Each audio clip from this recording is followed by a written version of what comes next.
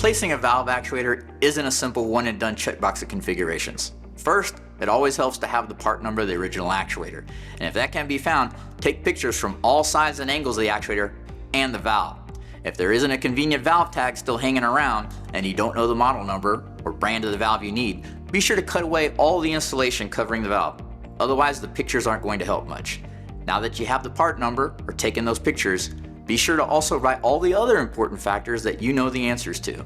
What type of valve are you trying to connect to? Is it a ball, globe, or butterfly?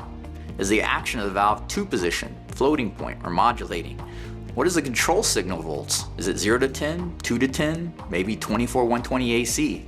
Same with the supply power, also 24 volts or 120. Do you need the actuator to have a fail-safe position, electronic, or spring return?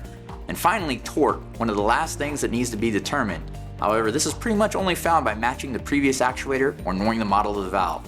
But let's say you have none of those, and the actuator has disappeared, the valve is a chunk of metal with no discernible markings on it. Well, then you gotta go old school and whip out a caliper and start making 9 or more specific measurements of the valve body and stem. Then those measurements can be used to make a custom retrofit kit. Like many things, the more information you have, the better. Here at Kele, we make it easy. Contact us and we'll get you the right part for your application.